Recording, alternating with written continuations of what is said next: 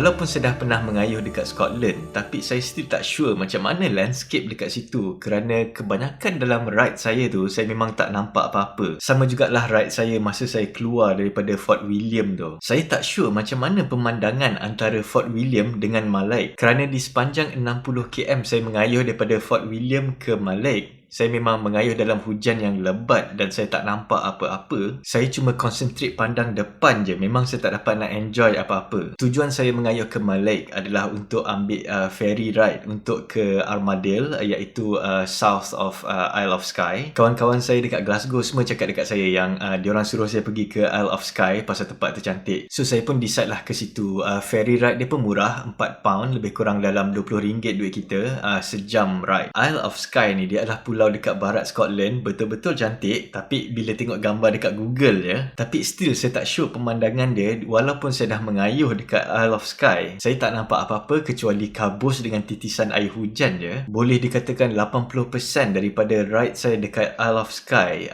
saya cuma mengayuh dalam kabus yang tebal, tak nampak apa-apa. Ada juga hujan tu kadang-kadang stop, tapi awan memang constantly tebal, dan bila hujan tu stop pun dia stop kejap-kejap lepas tu dia lebat balik. Dan saya kena betul-betul concentrate masa saya mengayuh tu pasal jalan licin, kadang-kadang saya takut tergelincir semua ni. Dan masa saya camping pun agak susah kerana saya betul-betul kena concentrate untuk pasang saya punya tent, untuk minimizekan air hujan yang masuk ke dalam tent saya supaya tent saya tak basah sangat. Tapi walau macam mana pun saya berhati-hati, tent saya tetap akan basah kerana saya dah basah kuyup dan saya punya luggage semuanya basah. So bila saya masuk ke dalam tent, memang tent saya akan jadi basah. Nasib baik saya punya bag semua waterproof, so at least barang-barang saya dekat dalam bag semuanya kering. So bagi saya memang betul-betul penting bila kita buat touring, kita pakai bag yang 100% waterproof. So disebabkan saya mengayuh berjam-jam dalam hujan yang lebat, kena tiup angin semua tu, saya rasa betul-betul sejuk. The first thing saya buat bila saya dah pasang tent, saya akan lap satu badan saya untuk keringkan badan saya. Lepas tu saya akan masuk dalam sleeping bag supaya badan saya jadi panas sikit. Dan pada masa tu pula saya masih gunakan sleeping bag saya yang lama, yang saya pakai masa tahun 2010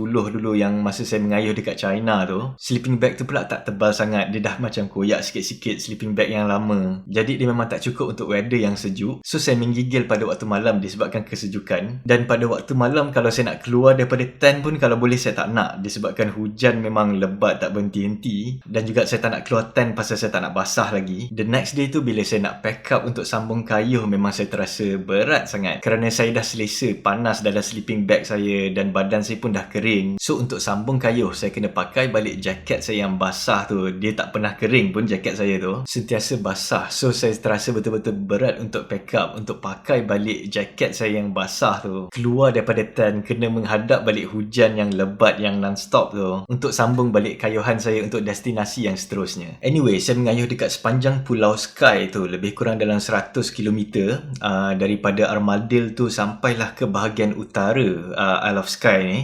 Ada satu town yang nama dia Uig. Dan bila saya sampai dekat Uig tu, magically awan yang tebal semuanya hilang, hujan tiba-tiba berhenti. Dan in a split second, pemandangan dekat Isle of Skye ni daripada warna grey nampak very dull, tiba-tiba bertukar jadi very colourful. Saya terus jadi excited, saya tarik basikal saya pergi naik dekat atas satu bukit ni untuk nampak view. Lepas tu saya pacak saya punya tent dan saya pun layanlah view yang jarang-jarang saya dapat tu puas-puas disebabkan banyak sangat hujan dekat situ. Dan bila hujan tu dah stop, masa itulah saya ambil opportunity tu untuk explore kawasan dekat Isle of Skye tu, especially dekat bahagian utara. Walaupun weather tu kadang-kadang mendung, ada juga kadang-kadang hujan turun sikit-sikit. Lepas tu kadang-kadang matahari akan ada balik for few minutes. So lepas saya dah kayuh dekat bahagian utara Isle of Skye tu, saya pun kayuh balik ke Uig untuk ambil another ferry ride untuk ke Isle of Harris, satu lagi pulau dekat bahagian barat Scotland. Ferry ride dia pun murah, £6, lebih kurang dalam RM30 duit kita. Sejam setengah ride untuk sampai ke Tarbert, bahagian selatan pulau tu. Saya sampai dekat Tarbert dah gelap, pukul 8 malam pada masa tu. And then hujan seperti biasa, tak stop. So saya pun cepat-cepatlah kayuh cari guest house yang murah-murah untuk bermalam. Dekat Isle of Harris ni pun sama juga. Saya ride di sepanjang pulau tu, lebih kurang dalam 100 km dalam dalam hujan yang lebat dan angin bertiup betul-betul kuat, mula-mula saya risau yang headwind tu akan really slow down saya punya ride. Tapi lepas beberapa minit saya mengayuh keluar daripada tarbert tu, arah angin tu tiba-tiba bertukar jadi kepada tailwind, dan lepas tu saya mengayuh dengan betul-betul laju macam bawa motor rasa dia, disebabkan tailwind yang kuat. Jadi saya mengayuh lebih kurang dalam 90 hingga ke 100 kilometer, lebih kurang dalam 6 jam saja. Itu pun sebenarnya saya tak mengayuh sangat, jadi saya rasa tak penat langsung. Saya cuma ditiup angin tailwind yang kuat sampai masa naik bukit pun saya dah tak payah nak kayuh lagi pada masa tu. Tapi disebabkan itu jugalah saya memang tak dapat nak tengok apa-apa pemandangan sepanjang saya mengayuh dekat Isle of Harris tu, kerana saya constantly mengayuh dalam keadaan ribut. So lepas 5-6 jam saya cruise je dengan saya punya basikal di sepanjang cuaca yang ribut tu, saya pun sampailah dekat satu tempat ni, nama dia Stornoway, almost dekat bahagian utara Isle of Harris. Memang pada masa tu saya dah tak nak camping, disebabkan kalau saya pacak saya punya tent saya tu mungkin akan ditiup angin terbang bersama-sama saya sekali kena terbang. So saya pun decide untuk duduk dekat satu guest house dekat Stornoway tu, dan saya nak rehat beberapa hari dekat situ, hoping that the weather akan bertukar menjadi baik. So at least saya dapatlah juga explore around the island. Tak adalah saya mengayuh dalam hujan je all the way. Tapi dekat guest house tu saya jumpa another traveller. Diorang ni couple daripada Brazil. Diorang ni travel naik kereta. So diorang pun ajaklah saya travel sama-sama bawa kereta untuk explore around the island. Saya pun agree disebabkan masa tu saya memang nak rest daripada cycling for few days. Dan diorang pun nak stay dekat pulau tu few days. So kita orang pun travel sama-sama. The good thing masa kita orang travel by car sama-sama dekat pulau tu, weather dia macam okay sikit. Kadang-kadang mendung, kadang-kadang sunny. Tapi dia punya angin memang bertiup kuat all the way. Sampai ada orang lokal dekat situ joke dengan saya. Dia cakap diorang dah biasa sangat dengan angin yang bertiup macam tu. Kalau angin tu berhenti bertiup, diorang akan jatuh tumbang. Pasal diorang tak tahu macam mana nak balancekan badan diorang. Pasal diorang ni dah tak biasa kalau angin tu tak bertiup. Dekat Isle of Harris ni terletaknya Callanish Stones yang betul-betul lama, dating back to about 5,000 years ago. Lagi lama daripada Stonehenge dekat England yang cuma lebih kurang 2,000 tahun. Dan tak jauh daripada situ ada satu tempat ni, nama dia Black House Village, kampung tradisional Scottish yang lama yang diorang preserve sampai ke hari ni untuk jadi tarikan pelancong. Selain daripada tu, kita orang jalan-jalan dekat pantai, dekat satu cliff yang tinggi ni, nama dia Butt of Lewis. Memang cantik tapi angin bertiup non-stop, so macam dah tak enjoy sangat. Tapi at least adalah chance saya travel jalan-jalan dekat Isle of Harris tu. Dan lepas daripada tu, kita orang pun sama-sama ambil ferry balik ke mainland Scotland dekat Ullapool. Sebelum kita orang berpecah pasal couple ni dia nak drive balik ke Glasgow, dan masa tu saya nak continue saya punya ride dekat north of Scotland. Dekat Ullapool, saya stay dekat satu guest house ni, dan dekat situ saya jumpa ada seorang lagi cyclist daripada Germany. Dia travel around Scotland dengan mountain bike. So disebabkan dia pun cyclist, kita orang pun borak macam-macam masa kita orang tengah prepare dinner dekat kitchen dekat guest house tu. Dan pada masa tu owner guest house tu dengar kita orang punya conversation, dan dia pun join sekali. Rupa-rupanya owner guest house tu pun adalah seorang cyclist juga. Dia masa dia muda dulu dia pernah ride bicycle the whole of Europe. So lepas habis kita orang punya dinner, owner guest house tu suruh saya connect saya punya laptop dekat big screen dekat guest house tu, dan dia panggil semua pekerja dia dekat guest house tu duduk ramai-ramai, dan kita orang tengok saya punya short film tentang saya punya pengembaraan berbasikal tu. Masa tu semua saya punya short film belum betul-betul siap lagi dan masih belum ditayangkan dekat TV Al-Hijrah lagi pada masa tu. So diorang ni adalah antara grup yang paling awal sekali dapat tengok saya punya short film, dan diorang betul-betul suka tengok saya punya short film tu. Walaupun diorang tak faham apa-apa disebabkan saya narrate dalam bahasa Melayu, disebabkan almost half daripada semua footages tu adalah dekat Scotland. So diorang rasa betul-betul teruja dapat tengok negara diorang sendiri dekat dalam saya punya short film tu. Masa saya mengayuh keluar daripada Ullapool, saya jadi betul-betul relax. Mungkin disebabkan weather dia dah mula okay, dah mula sunny, walaupun sebenarnya tak stable sangat weather dia tu. Ada juga sebenarnya hujan sekali-sekala. Dan bila saya tengok distance untuk ke next town, nama dia Tang, tak adalah jauh mana, lebih kurang dalam 150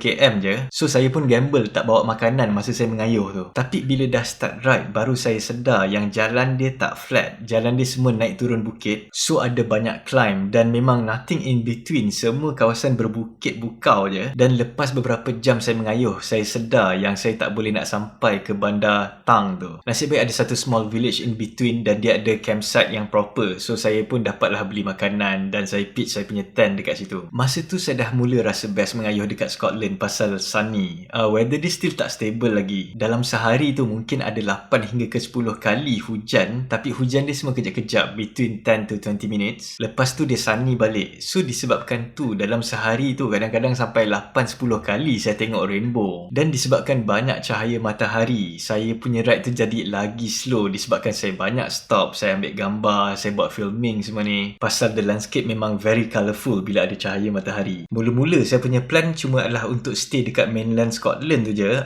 kayuh slowly ke arah selatan untuk ke Aberdeen, kemudiannya untuk ke Glasgow. Tapi at one point masa saya duduk dekat satu guest house ni, saya ada jumpa another traveller, French woman. Dia ni travel secara hitchhike daripada France sampailah dekat north of Scotland tu, dan dia plan untuk hitchhike je sampailah ke Asia. At the same time saya ada jumpa seorang Japanese ni, dia ni pun travel solo juga dengan surfboard dia. Kerja dia untuk cari the perfect wave untuk dia surf around the world. Dan tak lama lepas tu kita orang jumpa lagi seorang traveller, French guy. Dia ni travel backpack solo. So disebabkan kita orang semua travel solo dalam jangka masa yang lama, kita orang rasa lonely semua. So bila kita orang jumpa each other, kita orang plan untuk travel sama-sama. Jadi instead saya mengayuh ke Aberdeen, lepas tu ke Glasgow, saya pun decide untuk join diorang, ambil ferry untuk ke Orkney Island untuk travel sama-sama dekat situ. Orkney Island ni adalah satu island dekat bahagian utara Scotland, tapi yang peliknya suasana dia dah tak macam Scotland, tapi suasana dia lebih macam dekat Norway, macam dekat Scandinavia. Dia punya nama tempat, dia punya nama jalan, dia punya bunyi dah more macam Norwegian instead of English. Dan surprising, dekat situ saya nampak flag Norway instead of British punya flag. Masa dekat Orkney Island tu saya dah tak travel dengan basikal saya tinggalkan dekat guest house, tapi saya join group saya ni untuk pergi hitchhiking. Agak susah kita orang hitchhiking disebabkan kita orang ramai, kita orang dalam satu group. Dan dalam group kita orang ni, the French woman ni, nama dia Lucy, dia ni lah yang lead kita orang semua pasal dia lah yang paling experience dalam hitchhiking. Tapi bukan senang untuk kita orang hitchhiking even dekat island tu je disebabkan kita orang ramai.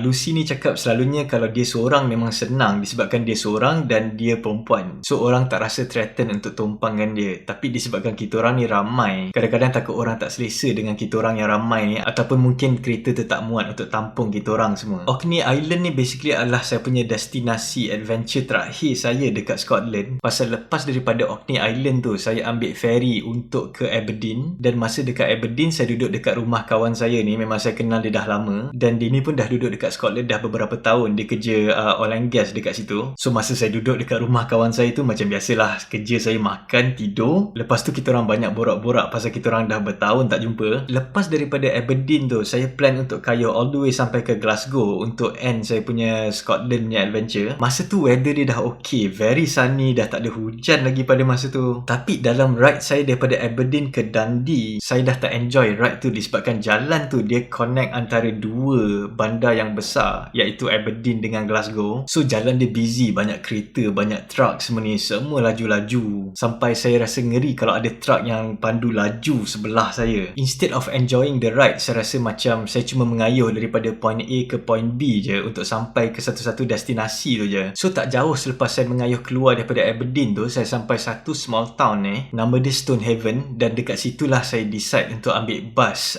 balik ke Glasgow. Okay, sebelum saya habiskan video pada hari ni, saya nak play some videos yang saya shoot dekat Scotland. Tapi saya mixkan video yang saya shoot pada tahun 2012 dengan yang saya shoot pada tahun 2019. So memang akan nampak big difference in terms of quality dia, especially kalau kita tengok dekat big screen, pasal saya menggunakan dua kamera yang betul-betul berlainan. So itu saja untuk video saya pada hari ini. Terima kasih.